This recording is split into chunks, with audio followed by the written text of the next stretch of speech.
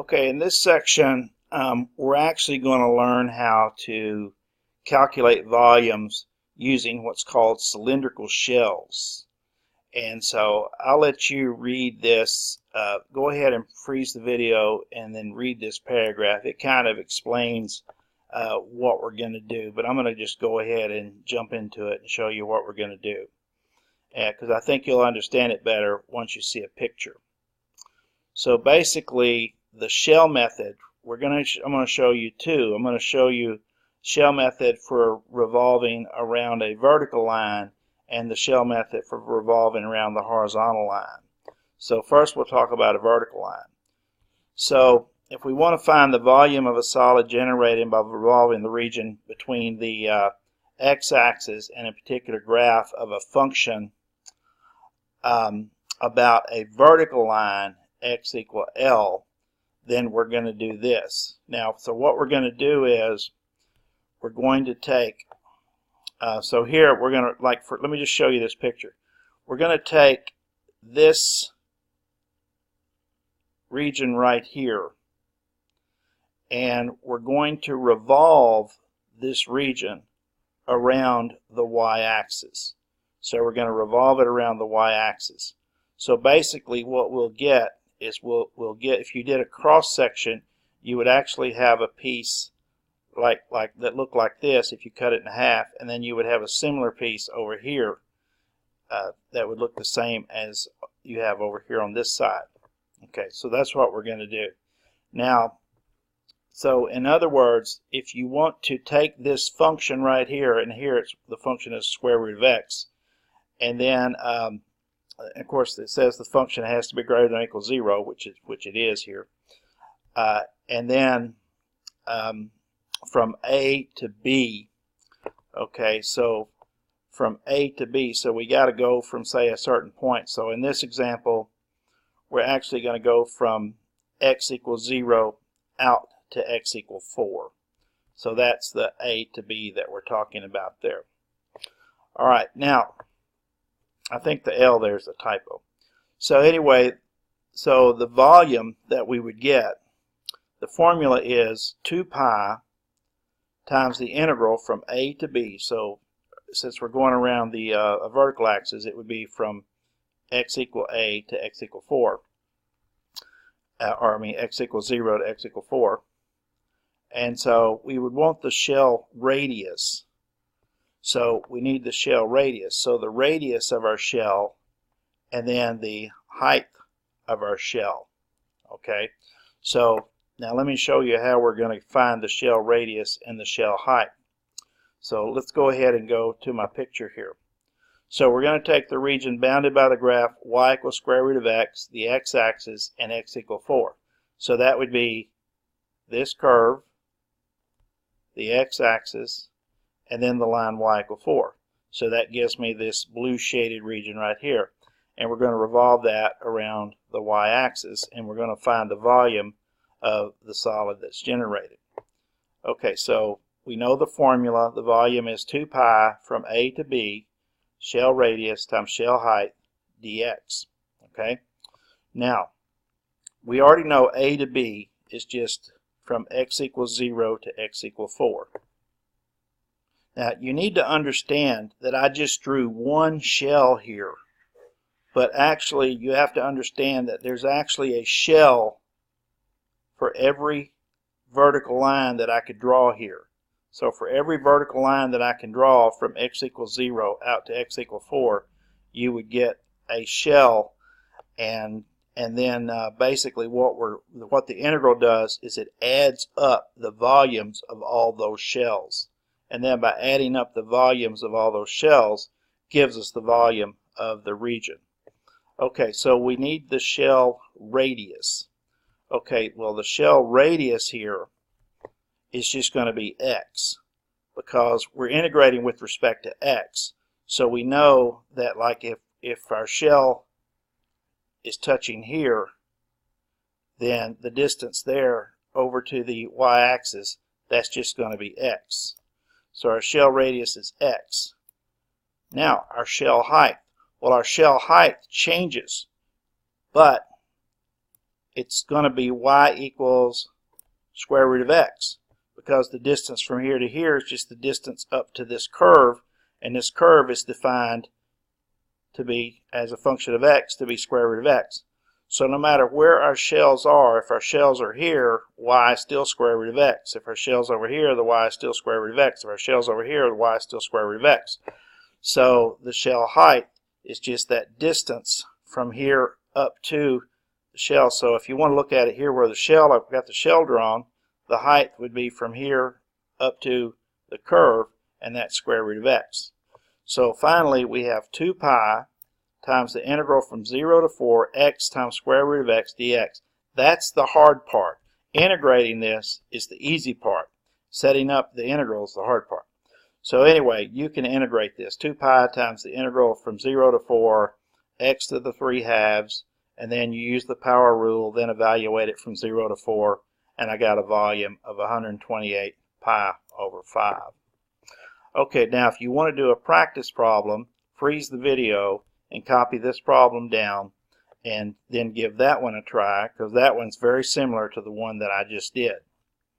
And see if you can mimic what I just did and get the answer that I got there, which is 8 pi.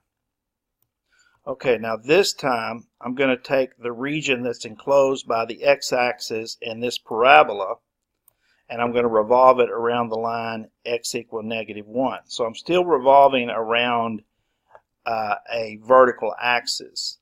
But here's what we're going to have here. 3x minus x squared. You need to draw this picture. So here's the parabola 3x minus x squared.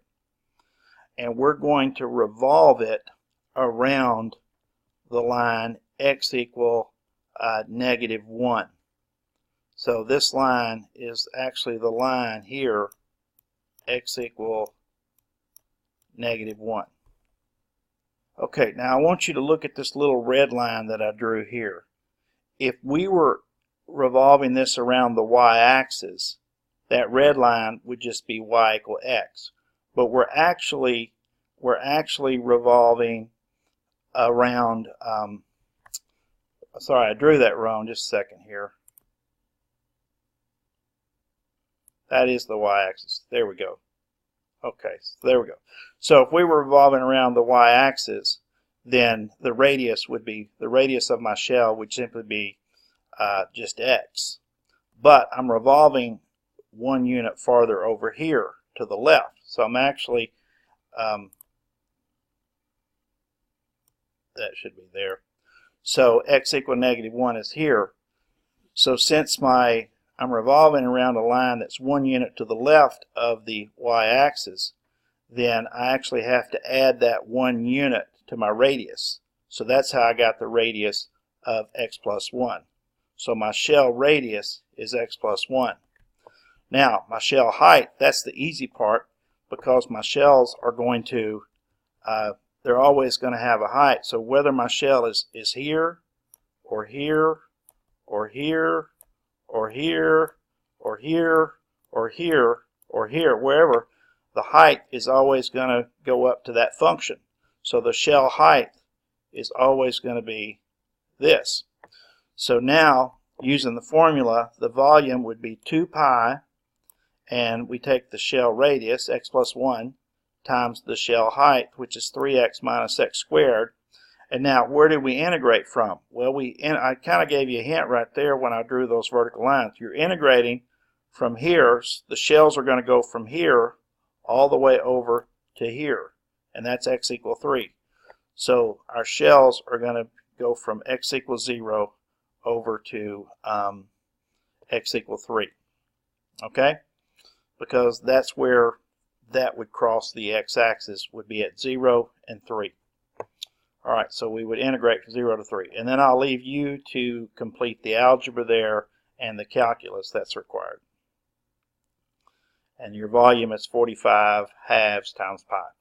Now the formula is basically the same if you revolve around a horizontal line. You still have 2 pi from A to B times the shell radius times the shell height. But notice here we're integrating with respect to y. So our shells would actually be sideways this time.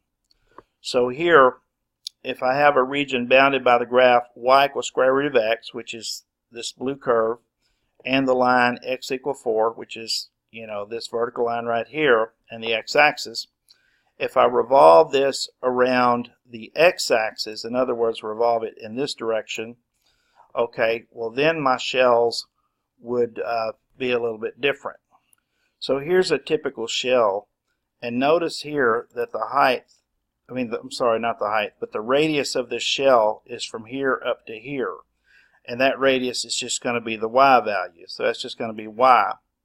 And then the height of my shell, which actually would go from here all the way out here, to find this height, remember that the distance between here and here, if we solve this y equals square root of x, if we solve it for x, we get x equal y squared. So the x distance here in terms of y is y squared. So this is y squared. And then out here we have 4. So if you subtract the y squared from the 4, that will give you this yellow distance here that represents the height of my shell. So the height of my shell is 4 minus y squared. So now I have my shell radius, which is y. I have my shell height, which is 4 minus y squared. And now I'm integrating on the y-axis. And of course you're going to integrate from right here, which is y equals 0. Okay, and then you're going to go all the way up here to where y is 2. So you're going to integrate from y equals 0 up to y equals 2. And so you have 2 pi integrated from 0 to 2, y times 4 minus y squared dy. And again, you can multiply that together and then integrate this on your own, and you should be able to get 8 pi. Okay, now what if I change that just a little bit, and I take y equals square root of x, which is this, bounded by the line y equal 2, which would be this line here, and I revolved it around the y-axis. Okay, well then if I revolve it around, I'm sorry, did I say the y-axis or x-axis? Hang on. Okay, so yeah, that's right. I'm going to take this and I'm going to revolve it around the x-axis. Okay, so since I'm revolving around the x-axis, I know I'm going to integrate from here, x equals 0, all the way over here to x equals 4. Okay, so because I know that these two lines intersect at the point 4,2, or these two graphs intersect at the point 4,2. Okay, let's talk about the shell radius. So my shells, the radius will be from here to here, and that's simply going to be x. So my shell radius is x, so I'll put the radius there. Okay, and then my shell height, the height of my shell, is going to go from here to here. Well, that would just be the line y equal 2 minus the line y equals square root of x. So here's the line y equals square root of x, and here's the line y equal 2, so the height would be 2 minus square root of x. So that would be my shell height. So then I have 2 pi times the integral of the shell radius x times the height 2 minus square root of x, and then I'm going to integrate that, because as my shells go from here all the way out to here where 4 is, so my shells start at 0 and they go all the way out to 4. Okay, so just remember that if you're going to revolve around the x-axis, you're going to be having dx. So you have to have functions in terms of x here. And then of course when you revolve around the y-axis, you're going to have dy. So your functions here have to be functions of y. So I always found that helped me just to remember that. Okay, so I think that's pretty much it on the shell method. And so in the next section, we're going to actually talk about curves and the length of a particular curve.